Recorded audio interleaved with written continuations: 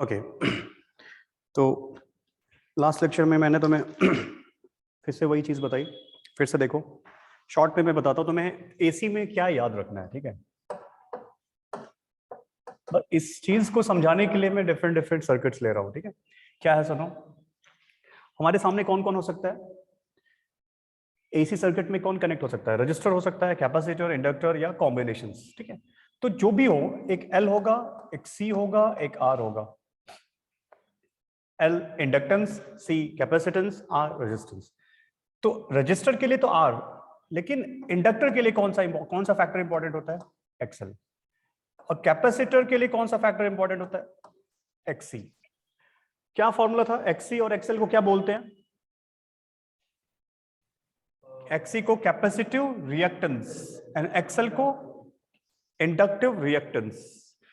तीनों की यूनिट, ये एक्सएल, एक्ससी और आर, ये तीनों की यूनिट क्या होती है? ओम होती है। They are just like resistance, ठीक है। एक्सएल की वैल्यू क्या होती है? Omega into L. एक्ससी की वैल्यू कितनी होती है? 1 अपॉन ओमेगा सी। ये दोनों जो फैक्टर्स हैं एक्ससी और XL, reactance of capacitor and reactance of inductor, both depend on what? Source, ठीक है। सोर्स फ्रीक्वेंसी पे डिपेंड करते हैं, ओमेगा पे भी डिपेंड करते हैं। इस पे हम डिस्कशन करेंगे, ठीक है। ये कर लेना है। उसके बाद एसी सर्किट में हमें सॉल्व कैसे करना होता है? फेजर डायग्राम से करते हैं। तो फेजर डायग्राम में पता है वेक्टर्स की तरह हम ट्रीट करते हैं। तो सबसे पहले तुम रेजिस्टेंस को बना लो, एक्स एक्सिस पे रेजिस्टेंस बनाओ। एंड इससे रिलेटेड इंफॉर्मेशन मैंने बताया, जिधर रेजिस्टेंस होता है उधर ही कौन होता है? करंट होता है। करंट भी इसी डायरेक्शन में होगा। And we are B. क्यों? क्योंकि रजिस्टर ही वो इंस्ट्रूमेंट है जिसमें करंट का फेज और वोल्टेज का फेज क्या होता है? सेम होता है, ठीक है। Potential across resistance and current in the resistance are in same phase. दोनों साइन साइन हो गया, दोनों कॉस कॉस होंगे, ठीक है। वो बात। अब दूसरी बात, अब आर तो बना लिया, लेकिन एक्सएल एक्ससी किधर बनाना है? तो ऐसे याद रख लो कि करंट लीड करता है किसमें? कैपेसिटर में। तो करंट लीड करता है तो करंट तो इधर रहेगा, तो कैपेसिटर के लिए किधर से एक्ससी बनेगा? नीचे की तरफ, एक्ससी नीचे। और इंडक्टर में ऑब्वियसली लीड करेगा, तो एक्सएल, एल फॉर लार्ज ऐसे समझ लो, तो हमेशा ऊपर बनाओ। एक्सएल साइज वैसे भी बड़ी होती है ना, बोलते हैं ना एक्सएल साइज। तो एक्सएल मतलब बड़ा, तो हमेशा ऊपर रहेगा ऐसे। रेजिस्टेंस बीच में रहेगा, एक्ससी नीचे चला जाएगा, ठीक है। जैसे भी तुम अपने तरीके से याद रखना चाहो, क्योंकि अगर इसमें मिस्टेक करोगे तो क्वेश्चन रॉन्ग होगा, ठीक है। तो फेजर डायग्राम आना चाहिए। अब ये क्या करना है यार? इसका क्या मतलब? Are XL एक्ससी। आर मतलब पोटेंशियल अक्रॉस रजिस्टर। एक्सएल की तरफ कौन होता है? वीसी। और एक्सएल की तरफ वीएल। सिंपल। तो क्वेश्चन ये है कि जब तीनों एक साथ कनेक्टेड होंगे, ठीक है, तो जो तीनों का सम मतलब वीएल वीसी वीआर तीनों का सम आएगा, वो किधर आएगा? तो इनके फेजर पे, मतलब इन तीनों को वेक्टर के फॉर्म में ऐड करो। वेक्टर के फॉर्म में ऐड करने के बाद इनका फाइनली आ जाएगा इधर। यही कौन होता है? जेड। जैसे ये अपोजिट वेक्टर हो गया, तो ये एक्ससी माइनस एक्सएल इधर आ जाएगा, फिर आर। अरे 3 वेक्टर का एडिशन हो गया ना, तो ये अपोजिट वेक्टर है, तो एक्ससी माइनस एक्सएल हो गया, और ये आर है। तो यही इन तीनों का सम क्या होता है? जेड। इसको क्या बोलते हैं? impedance of the circuit. Impedance of the circuit. And what is the formula for impedance? And this angle is phi. Impedance का फॉर्मूला क्या हो जाता है? Root over R square plus.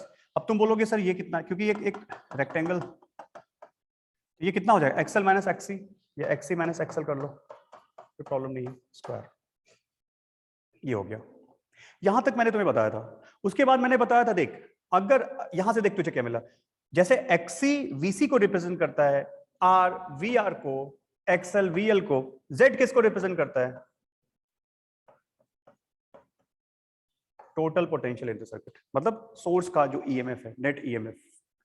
तो देख इसके अकॉर्डिंग अगर मैं तुझे बोल दूं कि करंट का फेज पता है, करंट की इक्वेशन पता है, लेट्स से कि मैं अगर तुमसे बोलूं कि if I is equal to I not cos of omega T plus 30 degree, ठीक है, ये मैंने बोला, तो मुझे फी टोटल बताओ। बताओ इस डायरेक्टली यहां से बताओ। अगर करंट की इक्वेशन तुम्हें गिवन है, तो वोल्टेज की इक्वेशन कितनी हो जाएगी बताओ? नेट वोल्टेज, मैं वी आर वीसी नहीं पूछ रहा हूं, मैं नेट वोल्टेज पूछ रहा हूं। तो देख कैसे निकालोगे, ये तो वी है तो यहां पे तो वी नॉट ही होगा, कोई डाउट नहीं है, और ये कॉस है तो कॉस ही होगा। लेकिन अब करंट का फेज और जेड मतलब जेड जिधर होगा उधर टोटल वोल्टेज होगा, तो वोल्टेज का नेट वोल्टेज का फेज करंट के फेज से लैग कर रहा है कि लीड कर रहा है? लैग कर रहा है, नीचे है ना। तो करंट के फेज में से फाई क्या करना पड़ेगा? माइनस। तो क्या आंसर आ जाएगा? Omega T plus 30 degree minus five. बस ये तूने वोल्टेज का लिख दिया। बट सोच, मैं अगर तुझसे वी आर पूछूं, वी आर पूछता, वी आर बताओ, वी आर मतलब पोटेंशियल अक्रॉस रजिस्टर, तो what will be the formula for V R? क्या लिखोगे? यहां भी वी नॉट, देखिए वी नॉट किसका? आर का। कॉस है तो कॉस, लेकिन देख वी आर मतलब पोटेंशियल अक्रॉस रजिस्टर, तो पोटेंशियल अक्रॉस रजिस्टर और करंट सेम फेज में होते हैं कि नहीं? तो कॉस में वही आ जाएगा जो करंट का है, ओमेगा टी प्लस 30 डिग्री।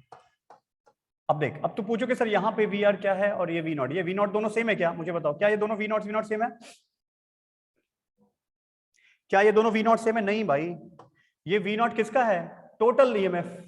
तो बता इसके लिए मैं क्या करूं? V not is equal to क्या लिखूंगा मैं यहाँ पे? भाई ओम्स लॉ ना, आई नॉट इंटू जेड। लेकिन यहां पे जो वी नॉट है, वहां ये वी नॉट कौन सा है? रजिस्टर के across peak value of voltage, ये टोटल पीक वैल्यू है, तो क्या हो जाएगा? आई नॉट इंटू आर हो जाएगा।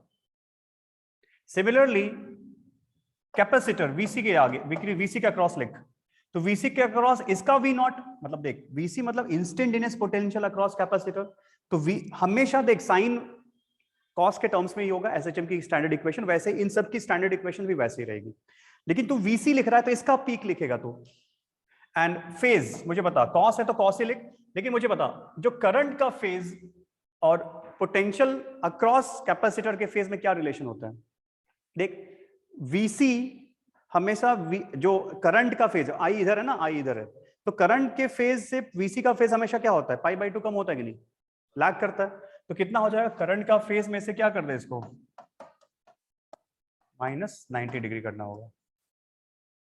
लेकिन यहां पे वी नॉट क्या है? आई नॉट इंटू एक्सी। अरे यार ओम्स लॉ की तरह यार, आई नॉट आर तो यहाँ आई नॉट एक्सी, वहां पे जब नेट की बात करते आई नॉट जेड करना पड़ता है। चल वैसे वी एल बताओ, तो वी एल में क्या करो? इसका वी नॉट कॉस। अब जो वी एल होता है, वी एल वो करंट से लीड करता है कि लैग करता है? देखो लीड करता है, तो करंट का फेज में हमें क्या करना होगा? बहुत सिंपल है, अगर याद आ गया तो तुम्हें ठीक है, नहीं तो क्वेश्चन नहीं होंगे, मैं बता रहा हूं। और हमेशा एक ही चीज कर रहा हूं मैं, यहां पे जो वी नॉट है वो किसका वी नॉट है? Peak value of potential across what? Total या नेट? इंडक्टर अक्रॉस इंडक्टर, कि इंडक्टर के अक्रॉस कितना हो सकता है, तो ये वी नॉट कितना हो जाएगा? Ohm's law, V is equal to I R, तो पीक वैल्यू और आरएमएस वैल्यू को तो हमेशा यूज करते हैं ओम्स लॉ, तो आई नॉट, लेकिन क्या हो जाएगा? एक्सएल। वैसे ही अगर तुझे आरएमएस वैल्यू पूछ लेता तो वी आरएमएस कितना हो जाता बता? I RMS into XL. लेकिन क्या तू v is equal to I XL लिख सकता है? देख यहां पे क्यों नहीं लिख सकता? क्योंकि V L is equal to I XL नहीं लिख सकते हो, क्योंकि करंट का फेज और वोल्टेज का फेज अलग है। बट आरएमएस एंड पीक के लिए you can simply write Ohm's law. ठीक है, नोट करो इसको, मैंने शॉर्ट में बता दिया जो अभी तक तुम्हें सिखाया था मैंने। इसमें किसी को डाउट हो तो पूछ लो।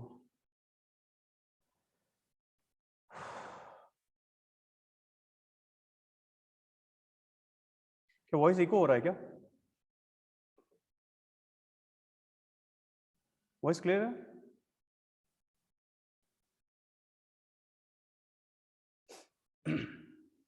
बोलो। यस सर, क्लियर है। ओके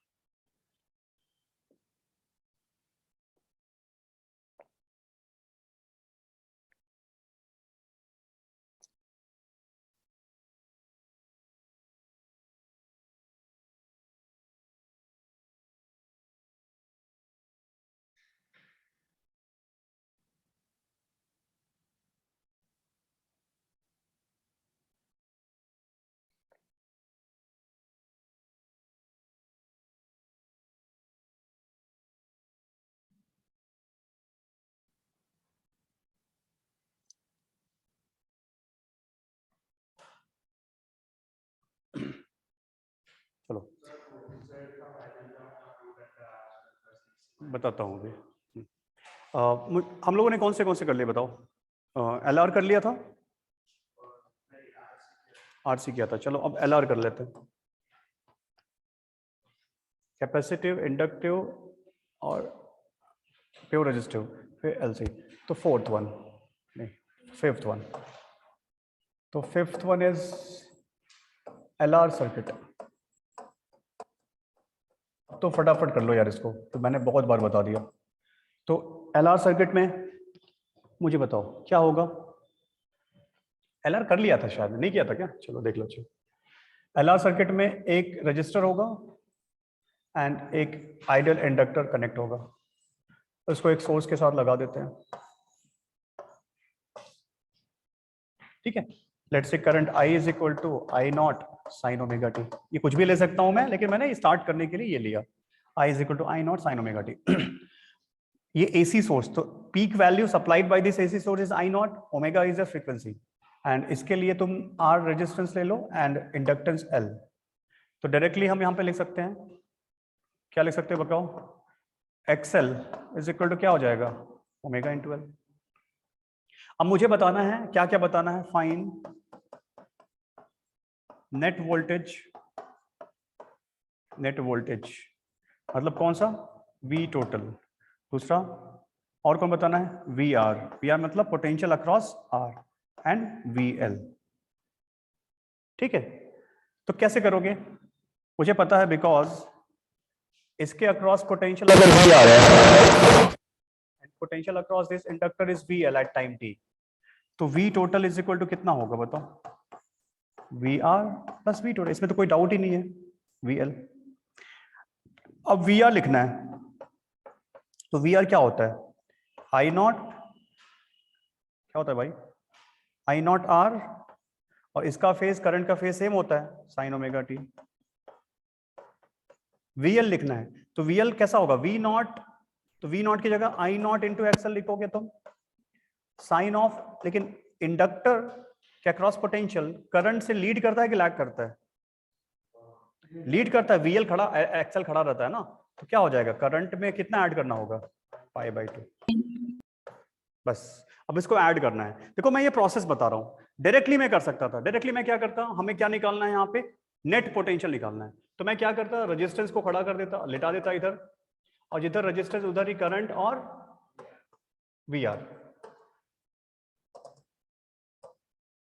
दोनों सेम फेज में होते हैं, current and potential across R। उधर ही R हो गया, और XL है तो ये खड़ा हो जाएगा, ये XL हो जाएगा। तो इन दोनों का सम, वेक्टर सम करोगे तो ये जो आएगा यही कौन आएगा? Z आएगा। एंड जो करंट एंड इसके बीच में है वही क्या होगा? फाई। तो बस Z को ही इम्पीडेंस बोलेंगे, this is impedance of the circuit, and इसकी वैल्यू इस वेक्टर से तुम कर सकते हो root over R² plus XL square. अब लिख लो तुम, जिधर Z होता है उधर ही नेट पोटेंशियल होता है, सही है ना? तो नेट पोटेंशियल का पी क्या हो जाएगा? I not into Z। अरे सही है।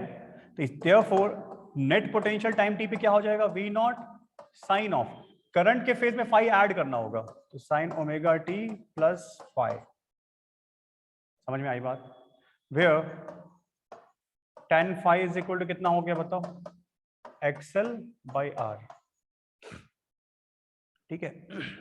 अगर तुमसे मैं cos फाई पूछूं, cos फाई, तो cos फाई कितना हो जाएगा बताओ? R upon Z। अरे वेक्टर हो गया यार, R XL Z। तो tan phi is equal to XL upon R and cos phi उसी ट्रायंगल में, तो बेस अपॉन हाइपोटेनियस, तो hypotenuse is Z impedance and base is R, तो R upon Z, where V not is I not into Z। बस हो गया, ये answer है तुम्हारा।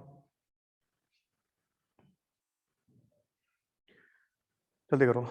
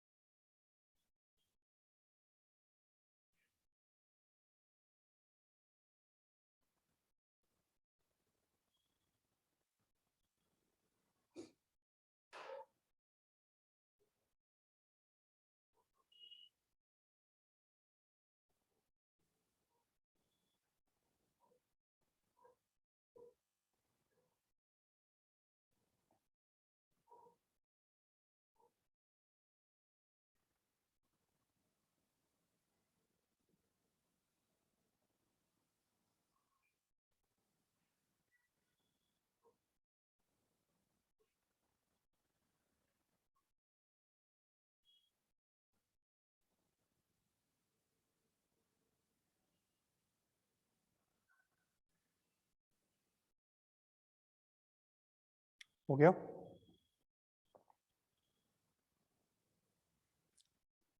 Yes, sir. ठीक है। तो LR हो गया, RC हो गया। अब लास्ट में देख लेते हैं। One is LCR circuit.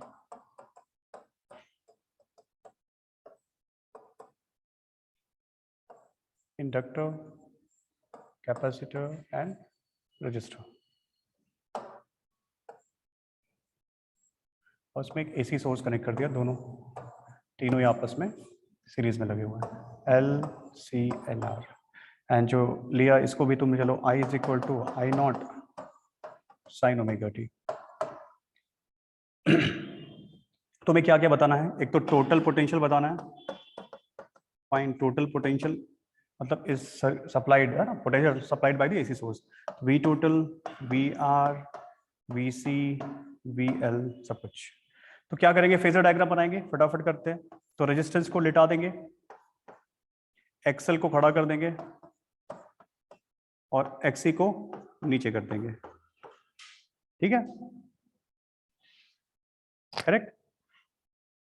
देखो जनरली एक्सएल बड़ा होता है क्योंकि एक्सएल में ओमेगा इंटू एल होता है और एक्सी में 1 अपॉन ओमेगा सी, तो ओमेगा ओमेगा देखो तो मल्टीप्लाई फैक्टर ज्यादा है, तो एक्सएल जनरली एक्सएल बड़ा होता है, लेकिन इट्स नॉट नेसेसरी। ठीक है, तुम चेंज भी कर सकते हो, लेकिन जनरली एक्सएल बड़ा होता है। तो देख इससे क्या पता चला, ये हम फटाफट बना लेते हैं, लेकिन हमें बैक ऑफ माइंड में ये बात पता होती है कि जिधर रेजिस्टेंस है उधर किसका है फेज, करंट का, और उधर ही किसका फेज है, वी आर का। एंड जिधर एक्सी होता है उधर किसका फेज होता है, वीसी का। मतलब potential across capacitor and XC same तरफ होंगे, सेम फेज में। और वैसे ही यहाँ पे वीएल। अब ये बड़ा होता है तो अब इसे वेक्टर ऐड करके फाइनल पोटेंशियल निकालना है, जेड की value.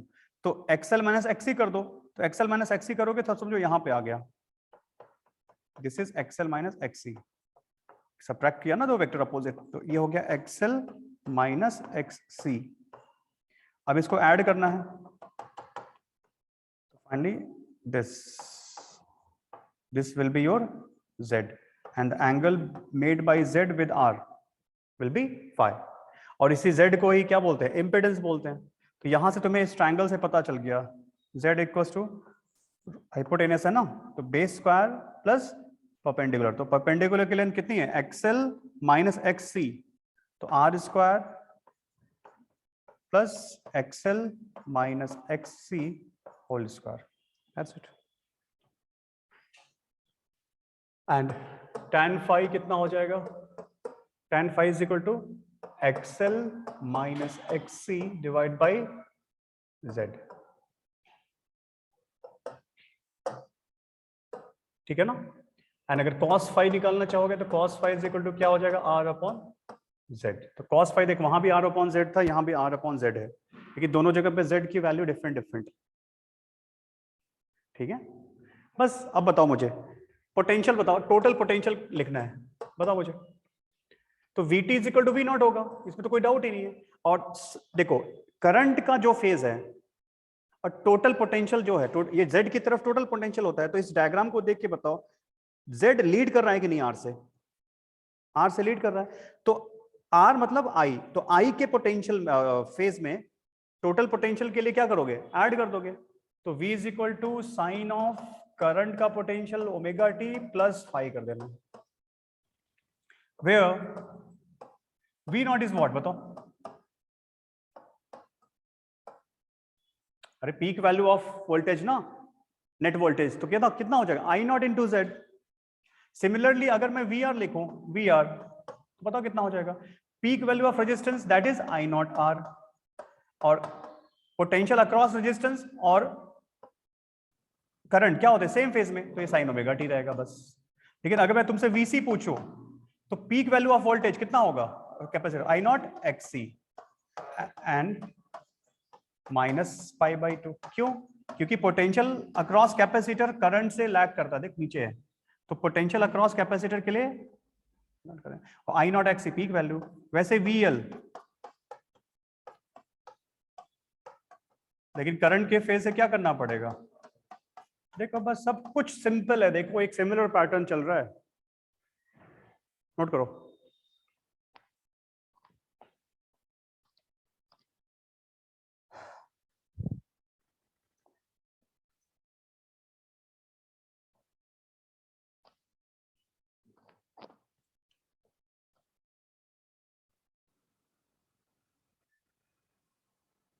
Sir, tan phi will be XL minus XC upon R.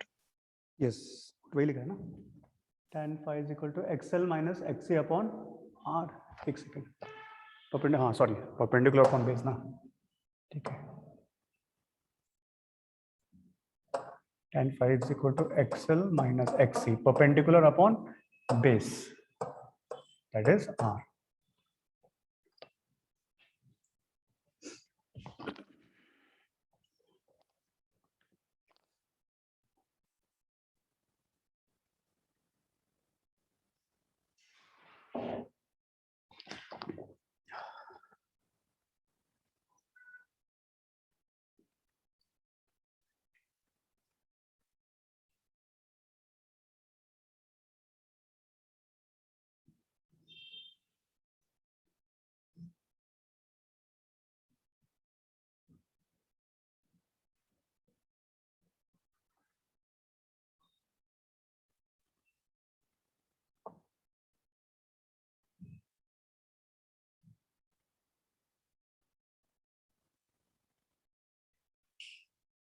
हो गया, देखो ये हमारा LCR हो गया। अब जो एक छोटा सा डिस्कशन है दैट इज पावर फैक्टर। अब जो हम डिस्कशन करने जा रहे हैं दैट इज पावर फैक्टर। तो स्टार्टिंग में देख मैंने तुझे पावर बताया था ना, power delivered by the AC source, याद आ रहा है। तो मैंने क्या प्रॉब्लम बताई थी तुम्हें कि डीसी बैटरी होती तो सिंपल VI यूज कर लेते हैं, क्योंकि उसका पोटेंशियल चेंज नहीं होता, करंट चेंज नहीं होता। बट AC सोर्स के साथ प्रॉब्लम क्या आता है, AC सोर्स जो सप्लाई करता है पोटेंशियल वो चेंज होता रहता है, और जो करंट सप्लाई करता है वो भी चेंज होता रहता है, पीक टू जीरो ऐसे फ्लक्चुएट करता रहता है। तो हमारे लिए इंपॉर्टेंट है एवरेज पावर निकालना, ठीक है। तो वहीं से एक पावर फैक्टर का टर्म आता है। बट अब सिर्फ रजिस्टर नहीं लूंगा मैं, अब सर्किट हमारे लिए सिर्फ प्योर कैपेसिटी प्योर रजिस्टिव होती है क्या, नहीं, प्योर रजिस्टिव होती है, प्योर कैपेसिटिव, इंडक्टिव, बहुत टाइप की हो सकती है। लेकिन देख कुछ भी हो जाए, तो लेट्स से कि मैंने बोला एक यहाँ पे कोई कॉम्बिनेशन हो सकता है, ठीक है, कोई भी कॉम्बिनेशन। तो चलो मैं ऐसे बना देता हूँ, ये कॉम्बिनेशन कोई बना देता हूँ मैं ऐसे। तो मैं लिख देता हूँ कॉम्बिनेशन ऑफ, इसमें जो मैंने लगाया है कॉम्बिनेशन ऑफ LRC। तो LR हो सकता है, सिर्फ R हो सकता है, सिर्फ C हो सकता है, या कुछ भी LCR भी हो सकता है। लेकिन उसको मैंने एक बैटरी से लगा दिया जो मेरी AC बैटरी है, ठीक है। तो मुझे सिर्फ इतना बता, ये जो AC बैटरी होगी, समझो कि उसका current I is equal to I0 sine omega t है। तो मुझे पता इसका पोटेंशियल जो V टोटल होगा, V टोटल को ही तुम EMF बोलते हो ना, कितना होगा बताओ? V0 sign of omega T, क्या ये होगा कि कुछ ऐड करना हो? अरे सेम फेज में कहां होगा, कुछ नहीं समझा यार। अरे भाई R इधर है, Z किसी और डायरेक्शन में जाता था ना, ऊपर रहेगा फाई या नीचे रहेगा फाई। तो फेज जो नेट पोटेंशियल होता है और नेट करंट, उनमें हमेशा फेज डिफरेंस होता है कि नहीं? तो मैं जनरलाइज कर रहा हूं, मुझे नहीं पता यहां कुछ भी हो जाए, लेकिन करंट एंड वोल्टेज कुछ ऐसे ही होंगे कि नहीं? सही है ना? सोच, अगर सिर्फ रजिस्टर होगा तो फाई की वैल्यू कितनी हो जाएगी? 0। अगर सिर्फ कैपेसिटर हो जाए तो फाई की वैल्यू कितनी होगी? -90। अगर सिर्फ इंडक्टर हो तो +90। बट अगर इंडक्टर LR हो तो फाई की वैल्यू कितनी होगी? tan phi is equal to XL/R। अरे डिफरेंट होती है ना। लेकिन कुछ भी हो जाए तो मैं फाई को चेंज करके मैं कॉम्बिनेशंस ऑल्टर कर सकता हूं, ठीक है। तो नाउ इंस्टेंटेनियस पावर, इंस्टेंटेनियस, वही चीज दोबारा करने जा रहा हूं मैं, लेकिन अब जनरलाइज कर रहा हूं मैं। Instantaneous power supplied by AC source. तो P इज इक्वल टू क्या होता है पता? बैटरी का EMF इंटू वोल्टेज। अरे E इंटू I होता है ना, E इंटू Y मतलब V इंटू I। P कितना हो गया बताओ? V0 I0 sine omega T into sine omega T plus five. नहीं याद आ रहा है, यही चीज पहले भी किया था। अच्छा कोई मुझे बता सकता है V0 क्या है? What is V0? V0 और I0 में क्या रिलेशन है? Z, ठीक है। और Z तुम्हें पता है क्या होता है, ठीक है, वो सब तुम कॉम्बिनेशन निकाल सकते हो। अब देख, ये तो इंस्टेंटेनियस पावर हुआ, लेकिन मुझे क्या निकालना है? Average power. तो याद कर, एवरेज पावर कितने इंटरवल के निकालते हैं? एवरेज पावर डिलीवर्ड किसके लिए? For 1 time period.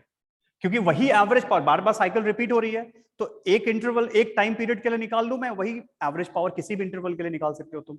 तो कैसे निकालते थे पावर का? याद करो, मैंने बताया था किसी भी चीज का एवरेज निकालने के लिए P dt integration dt 0 to t 2 pi by omega. करोगे, सब कुछ सॉल्व करोगे तो इसकी बारे देख। अब तो इसको कैसे इंटीग्रेट करेगा? Sine omega T plus five, तो साइन A प्लस बी का फॉर्मूला याद है? Sine A cos B plus cos A sine. अरे इसको ओपन कर सकते हो ना यार, फिर तो मल्टीप्लाई करेगा, सॉल्व करेगा।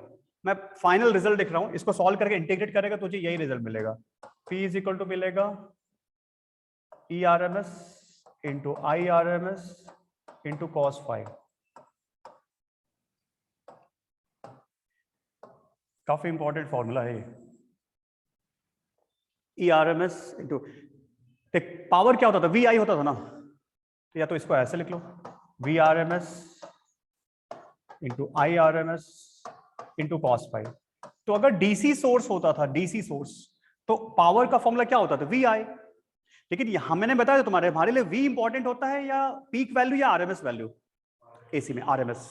तो VI करना है, लेकिन साथ में cos फाइव ऐड कर लेना। ये जो cos फाइव है ना, इसी को क्या बोलते हैं? Where cos phi is known as power factor. क्यों पावर फैक्टर बोला? बिकॉज cos फाइव से मल्टीप्लाई करके तब तुम्हें पावर मिलता है। तो it just a multiplication factor and you can use this formula. देख अदरवाइज तुझे इंटीग्रेशन करना पड़ेगा इतना लंबा, कोई जरूरत नहीं करने की। Direct to RMS value of voltage लिख, into RMS value of current लिख, एंड डायरेक्ट cos फाइव कर दे। और मुझे बताओ cos फाई क्या होता है?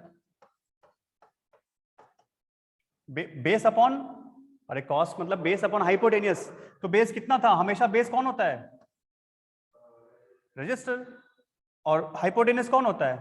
z होता है। अरे यार, r अपॉन z, ये होता है पावर फैक्टर। समझ में आया कि नहीं आया? एक मैं जनरलाइज कर रहा हूं, अभी इसकी एनालिसिस करते हैं कि क्या होगा हर के लिए। पहले नोट कर लो इसको।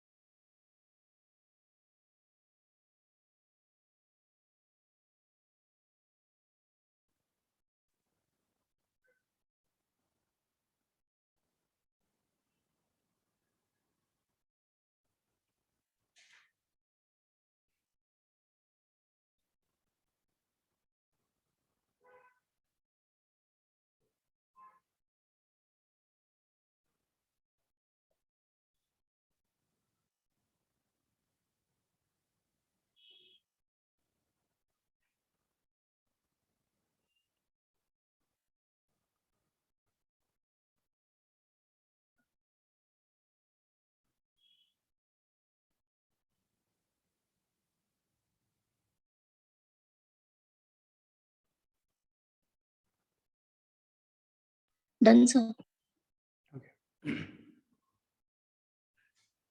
पावर फैक्टर का फॉर्मूला याद रखना, पावर मतलब cos phi, okay. And cos तो सबको पता है, बेस अपॉन हाइपोटेनस। तो फेजर डायग्राम याद रहेगा तो cos फाई कभी भूलेगा नहीं। फेजर डायग्राम में बेस हमेशा r होता था एंड हाइपोटेनस कौन होता था? z। तो r upon z is the power factor, ठीक है। इसका काफी इंपॉर्टेंस होता है, पता है, पावर फैक्टर का। क्योंकि देख, कितना पावर कंज्यूम हो रहा है सर्किट में, वो किस पे डिपेंड करेगा? पावर फैक्टर पे, ठीक है। तो जैसे गवर्नमेंट होती है ना, तो हमारे घरों में भी एसी करंट आता है, तो हम कितना पावर कंज्यूम करते हैं, उसमें भी ये cos फाई वगैरह फैक्टर इंक्लूड होता है। तो cos फाई ज्यादा होना चाहिए एक्चुअली। cos फाई की वैल्यू अगर पावर फैक्टर कम होता है ना, इसका मतलब तुम वेस्ट कर रहे हो, जो पावर मिला उसको क्या कर रहे हो? वेस्ट कर रहे हो। इसीलिए हमेशा क्या होता है, पावर फैक्टर थोड़ा ज्यादा रखते हैं, जैसे 0.9 से ज्यादा रखते हैं पावर फैक्टर। कितना हो सकता, मैक्सिमम पावर फैक्टर कितना हो सकता है? मैक्सिमम पावर फैक्टर कितना हो सकता है? अरे cos फाई की मैक्सिमम वैल्यू कितनी हो सकती है? 1। और कब होगा? जब फाई 0 होगा। उसमें क्या सोच रहे हो तुम लोग? और हमेशा मैग्नीट्यूड लेते हैं, ठीक है। तो ये हो गया। चलो अब जरा एनालिसिस करके देखते हैं। अब मैं चार्ट बना रहा हूं, तो तुम 3 कॉलम बनाते हैं। तुम फटाफट मुझे बताओ। यहां पे मैं एसी सर्किट, तुम्हें यहाँ पे Z की वैल्यू बतानी है, फिर पावर फैक्टर बताना है। तो पहली सर्किट कौन सी सीखी? Pure resistive. तो बताओ, प्योर रेजिस्टिव सर्किट तो Z कितना होगा? बताओ Z की वैल्यू कितनी होगी? Z मतलब इम्पिडेंस। प्योर अगर कैपेसिटिव प्योर रेजिस्टिव सर्किट हुई तो Z की वैल्यू कितनी होगी? अरे R के इक्वल होगी ना। अरे वेक्टर ऐड करने पे जो रिजल्टेंट आता है वही तो Z होता है। तो जब कैपेसिटर और इंडक्टर है ही नहीं, सिर्फ रेजिस्टेंस है, सिर्फ बेस है, तो नेट भी तो वही बेस ही होगा, तो क्या इंपेडेंस कितना हो जाता है, Z। तो उस केस में पावर फैक्टर बता कितना हो जाएगा, क्योंकि पावर फैक्टर कितना R/Z होता है, तो यहाँ पे कितना 1 हो गया कि नहीं, फाई की वैल्यू कितनी हो गई, 0 डिग्री हो गई, होना भी चाहिए। 5 0 मतलब क्या, नेट पोटेंशियल और करंट के बीच में, फाई मतलब फेज डिफरेंस था ना, अरे फाई क्या था, where phi is what, phase difference between net current and net voltage, total voltage में। सिर्फ रजिस्टर है तो रजिस्टर के अक्रॉस पोटेंशियल और करंट तो हमेशा सेम फेज में होता है, तो ये हो गया। दूसरा देखो,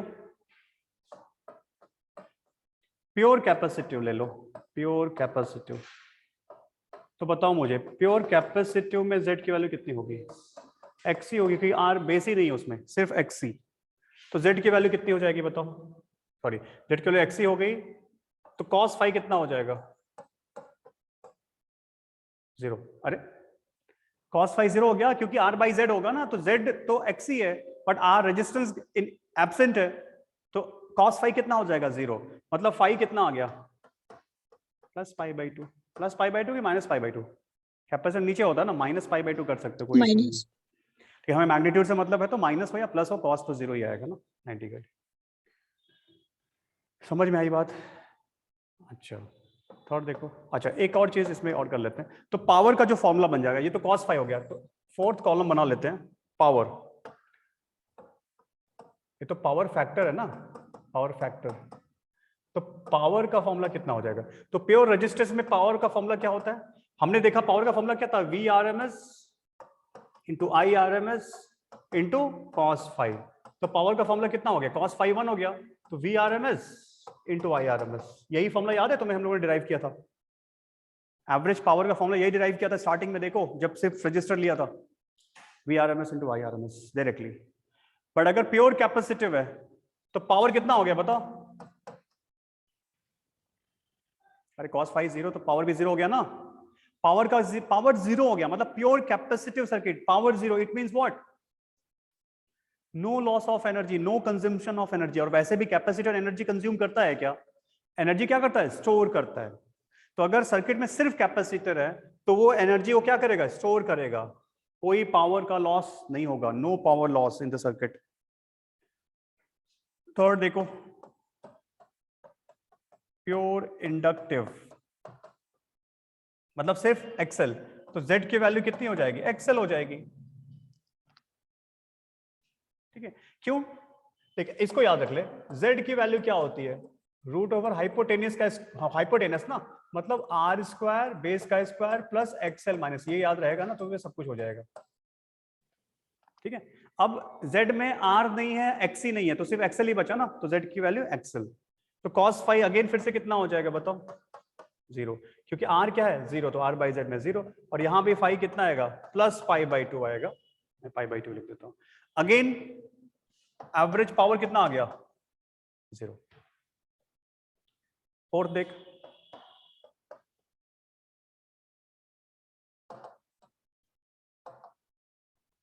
फोर्थ, अब मैं करता हूं RC सर्किट, RC, तो RC में बताओ Z कितना होगा, RC, R बेस बनेगा, XC नीचे जाएगा, तो Z की वैल्यू देख, इस फॉर्मूले में XL 0 हो गया, तो सिर्फ क्या आएगा, R² plus XC², cos phi की वैल्यू आएगी ना यहाँ पे, cos फाई R/Z होता है, R/रूट ओवर R² प्लस XC², तो यहाँ पे पावर आता है, लेकिन यहाँ पावर के लिए आप क्या यूज करोगे, P is equal to VRMS IRMS into cos phi, ठीक है। फिफ्थ देख, LR circuit, LR circuit, LR में Z की वैल्यू कितनी हो जाएगी बताओ, L तो नीचे आ गया, तो R² प्लस XL², फिर से वही चीज, power factor for LR circuit will be base upon hypotenuse, तो that is R² plus XL², मतलब R/Z ही तो है ना अभी भी, एंड पावर क्या हो जाएगा, वही same, VRMS into IRMS into power factor. पास देखो,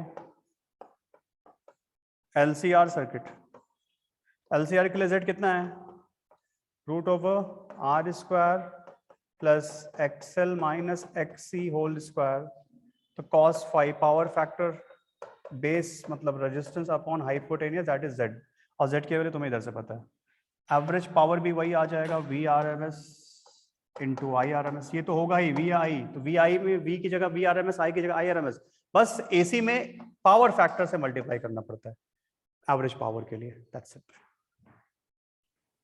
सब कुछ है इसके अंदर और सब एक जैसा है, सिमिलर तुम्हें कॉपी लगेगा, बार बार मैं एक ही चीज कर रहा था। तो एक सर्किट समझ में आ गया तो तुम्हें पूरा एसी एक ही बार में, मतलब हार्डली 5 to 10 मिनट्स लगते हैं एसी चैप्टर को रिवाइज करने में, 5 to 10 मिनट्स अगर अच्छे से समझ लिया तो। 4 से 5 लेक्चर लगता है पढ़ाने में, बट 5 से 10 मिनट लगेंगे तुम्हें रिवाइज करने में।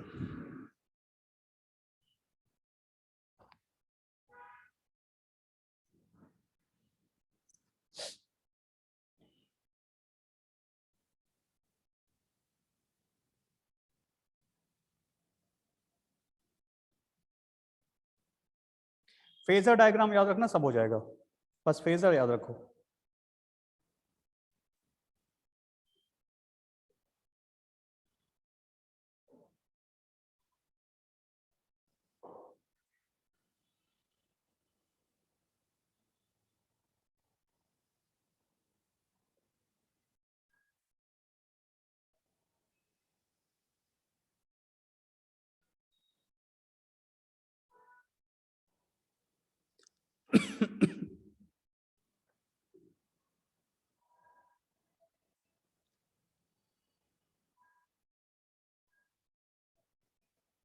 हो गया, चलो इस पे क्वेश्चन कर लो।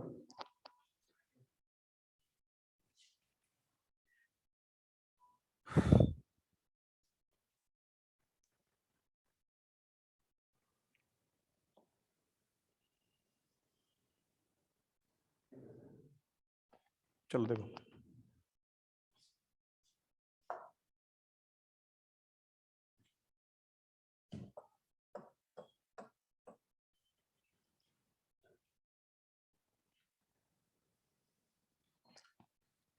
चलो अच्छा ये क्वेश्चन बताओ मुझे पहले, अगर एक रजिस्टर है और एक इंडक्टर है, ठीक है, LR सर्किट है, ध्यान से देखो, दो क्वेश्चन पूछता हूं मैं। मैंने बताया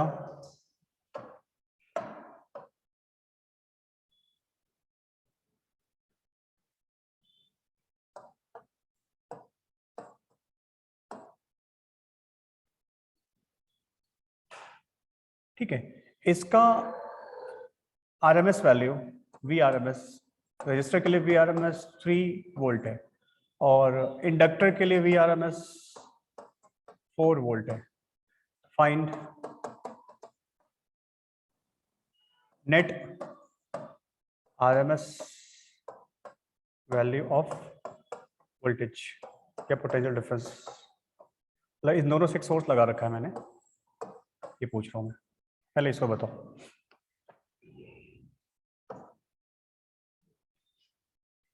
दोनों की RMS वैल्यू दिया हुआ है,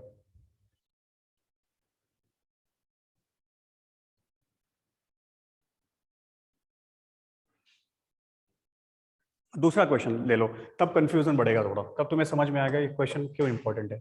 दूसरा देख, एक रजिस्टर लिया, इंडक्टर लिया, फिर अब क्वेश्चन में उसने तुमसे नहीं बोला RMS, नहीं, तुमसे क्या बोल रहा है, तुमसे बोला at a particular time this VR is 3 volt, ये VR है, that is VR, and that time this is 4 volt, VL is 4 volt, then find net या टोटल पोटेंशियल, VT पूछ रहा है तुमसे, V टोटल बताओ।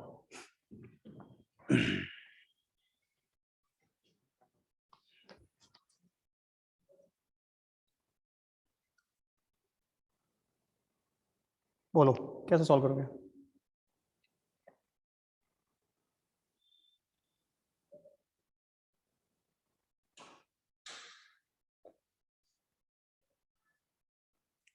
बोलो भाई।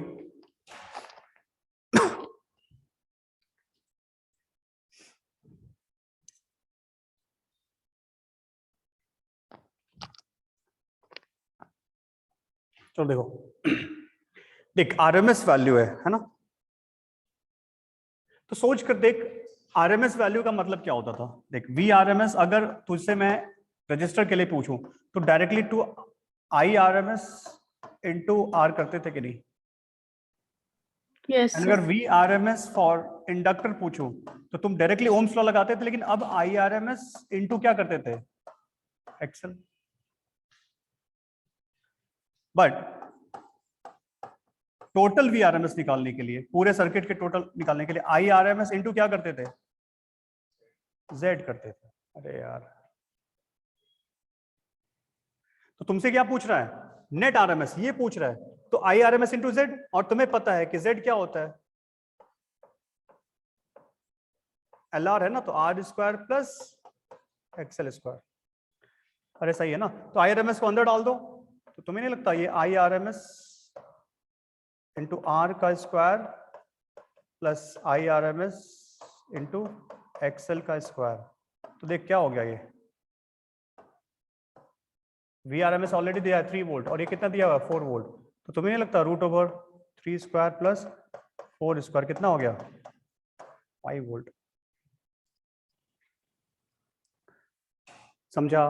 तो कभी भी याद रखो, आरएमएस दिया हो या मैं ही क्वेश्चन चेंज करते मैं पीक डाल देता कि peak voltage across capacitor, peak voltage across register is 3 volt, peak voltage across inductor is 4 volt, so what is the peak voltage supplied by this source? तो simple root over 3 square plus 4 square. But यहां पे देख, यहां पे 3 volt 4 volt है, बताओ क्या होगा आंसर टोटल पोटेंशियल का? क्या है, स्क्वायर करोगे? नहीं, सिंपल क्या करोगे डायरेक्टली, क्योंकि उस टाइम पे, उस पर्टिकुलर टाइम पे वोल्टेज 3 वोल्ट 4 वोल्ट, तो क्या V R plus VC VL कर सकते हो ना डायरेक्टली। लेकिन एक अगेन पॉइंट है, देख इसका आंसर क्या आ जाएगा फिर 3 प्लस 4 7 वोल्ट। क्या सिर्फ यही समझो, ऑप्शन में ही नहीं है, दूसरा क्या हो सकता है बता सकते हो? क्या ऑप्शन में नहीं है? 4 ऑप्शन में 7 है ही नहीं है।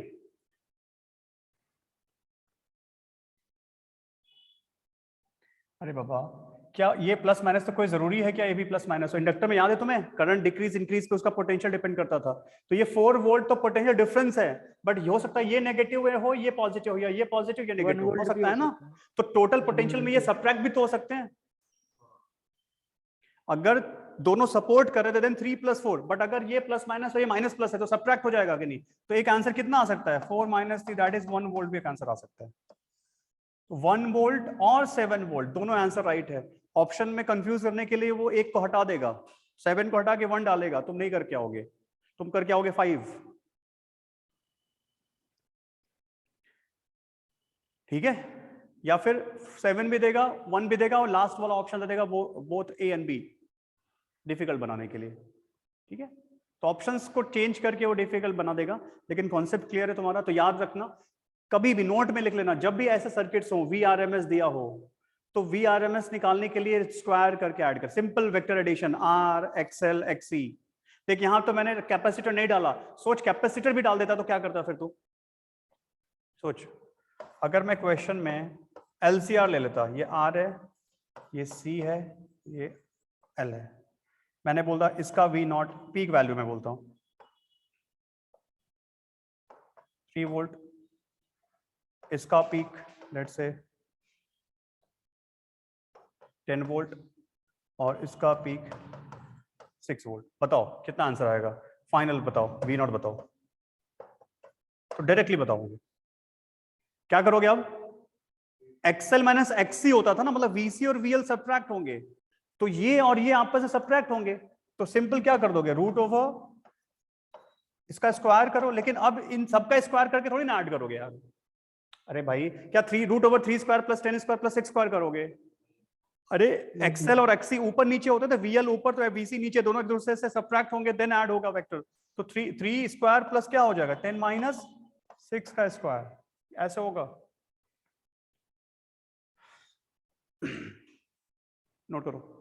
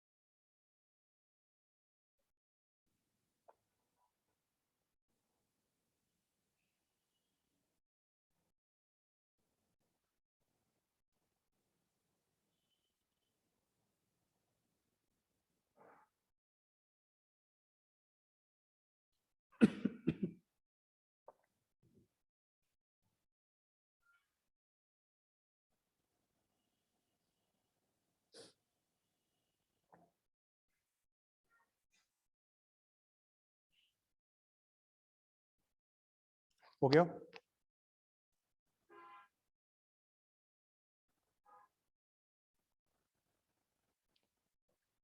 हो गया?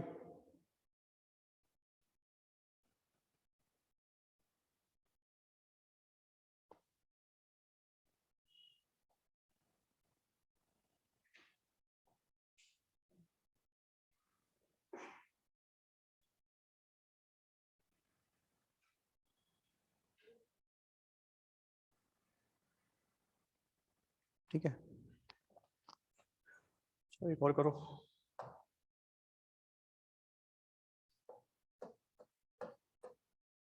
LCR पे करते हैं, L C and R.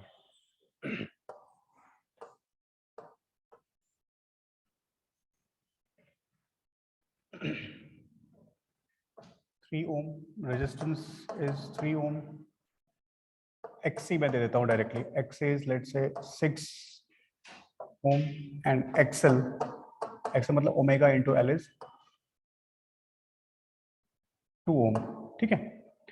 And यहाँ मैंने दे दिया A is equal to 20 cos omega की जगह पे कुछ ले लो 2 पाई t प्लस 30 डिग्री, ठीक है। फाइंड सब कुछ, find impedance of the circuit, power factor of the circuit, ठीक है, average power of the circuit,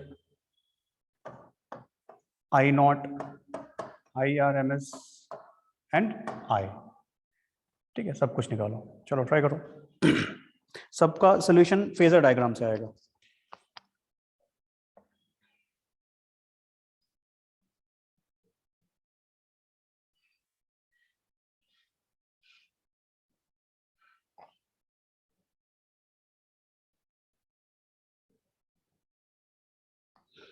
देख, देखने में बड़ा लगता है और नहीं, इसलिए ये अगर टॉपिक नहीं सीखा है तो फिर हो नहीं पाता ये क्वेश्चन। इतने टर्म्स पूछ लेते हैं कि हम कंफ्यूज ही हो जाते हैं।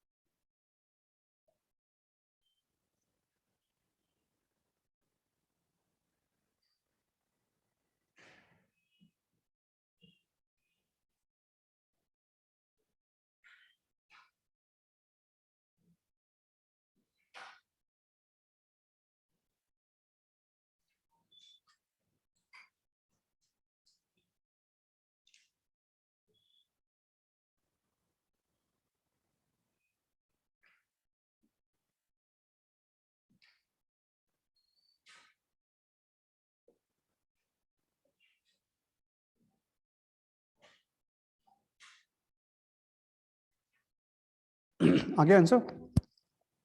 देखो कैसे करते हैं, सीधा फिर से वहीं से स्टार्ट करते हैं। LCR और क्या दिया हुआ है, वोल्टेज दिया हुआ है, ठीक है। तो वोल्टेज दिया हुआ है, अपने को करंट निकालना है। तो डायरेक्टली बता, ये E0 तो तुझे पता चल गया, E0 कितना है 20 वोल्ट। तो क्या मैं ERMS नहीं निकाल सकता हूँ? ऑब्वियसली, क्योंकि वो तो E0 बाई रूट 2 होता है। तो 20 by root 2 that is 10 √2 volt. ये हो गया, E0 आ गया, ERMS आ गया। 5 तुम्हें ओमेगा भी पता है, ओमेगा कितना है 2 पाई है। तो यहां से तुम फ्रीक्वेंसी वगैरह सब कुछ निकाल सकते हो। दूसरा Z, इम्पिडेंस निकालना है मुझे। इम्पिडेंस निकालने के लिए क्या करते हो, फेजर डायग्राम बनाते हो और रेजिस्टेंस को लिटा देते हो और एक्सेल को ऊपर कर देते हो, क्योंकि बड़ा होता है एक्सेल, XC ऐसे हो गया। लेकिन देख, अब एक्सेल बड़ा है कि XC बड़ा है इस पर्टिकुलर क्वेश्चन में? एक्सेल छोटा है, XC बड़ा है। तो अब XC माइनस एक्सेल करोगे ना, तब ये नीचे शिफ्ट होगा।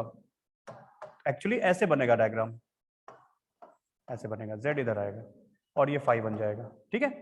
तो तुम्हें z कितना मिल जाएगा, रूट ओवर बेस का स्क्वायर प्लस परपेंडिकुलर, परपेंडिकुलर कितना है xc minus XL whole square, तो root over 3 square plus 6 minus 2 तो 4 स्क्वायर, कितना हो गया 5 वोल्ट, सॉरी 5 वोल्ट नहीं ओम है ना, क्योंकि ओम है ना।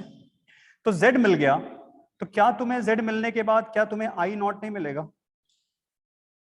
I नॉट मतलब पूरे सर्किट में कितना करंट है पीक वैल्यू, तो क्या होता है V बाई आर, तो V नॉट अपॉन Z।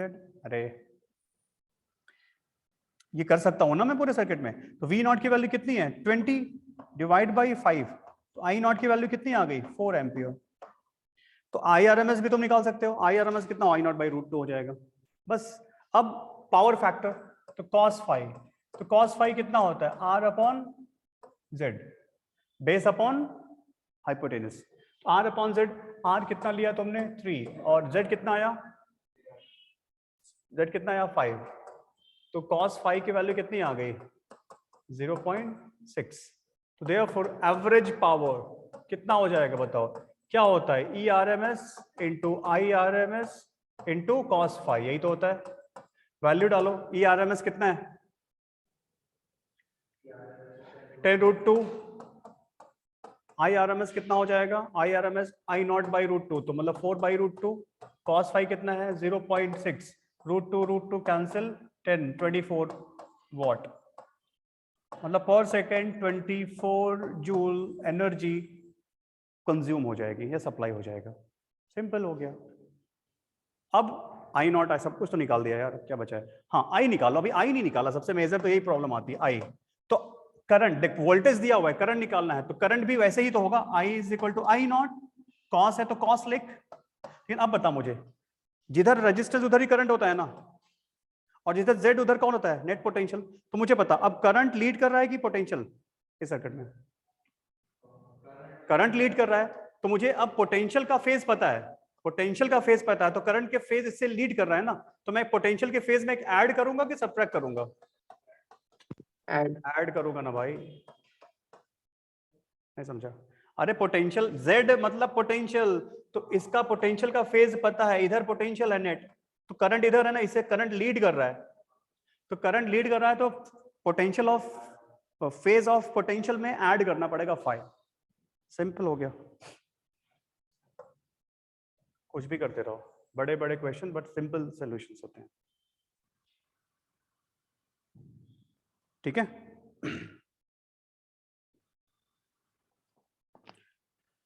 तो देखो ये हो गया हमारा, इसमें दो छोटी छोटी चीजें बची हैं जिसमें न्यूमेरिकल्स कभी मतलब वो इंफॉर्मेशन ज्यादा, एप्लीकेशन एक्चुअली जो हमने सीखा अभी तक उसका एप्लीकेशन अब हमें सीखना है। पहला एलसी ऑसिलेशन सिखाऊंगा मैं तुम्हें, दूसरा हम पढ़ेंगे रेजोनेंट फ्रीक्वेंसी, ठीक है ना, इसका एप्लीकेशन है जो भी हमने ये एसी सर्किट्स पढ़े, और उसमें तीसरा होगा ट्रांसफॉर्मर। तो ये तीन चीजें हैं, छोटे छोटे हैं बहुत, सिर्फ इंट्रोडक्शन है हमारे लेवल पे। तो these three, what is LC oscillation, resonant frequency, जहां पे मैं तुम्हें पढ़ाऊंगा बैंडविड्थ पढ़ाऊंगा, है ना, क्वालिटी फैक्टर पढ़ाऊंगा, ठीक है, और उसके बाद हम ट्रांसफॉर्मर पढ़ेंगे। तो ये तीन एप्लीकेशंस हैं, ये हमारी थियरी पार्ट हो गया पूरा इसी का, ठीक है, अच्छे से कर लोगे तो आगे जो बताऊंगा कुछ प्रॉब्लम नहीं है, हार्डली 45-50 मिनट्स का होगा, लेकिन नेक्स्ट लेक्चर लग जाएगा उसको, तो हम उसको कंप्लीट करके ये चैप्टर एंड कर देंगे, ठीक है। एंड उसके बाद अगर नेक्स्ट लेक्चर में टाइम बचा तो मैं पहले 10 मिनट्स में तुम्हें, अब नेक्स्ट हमारा ऑप्टिक्स स्टार्ट करना है, ठीक है, ऑप्टिक्स, और ये दोनों साथ में चलेंगे। ऑप्टिक्स के दो पार्ट होंगे, ज्योमेट्रिकल या रे ऑप्टिक्स बोलते हैं, दूसरा वेव ऑप्टिक्स, ठीक है। उसके बाद एक चैप्टर बचेगा मॉडर्न फिजिक्स। तो अब हमारा नेक्स्ट चैप्टर ऑप्टिक्स होगा, तो उसका बैकग्राउंड मैं बता दूंगा किस तरह से हम लोग करेंगे डिस्कस आगे, बाकी अभी ये रिवाइज कर लेना, ठीक है। चलो थैंक यू।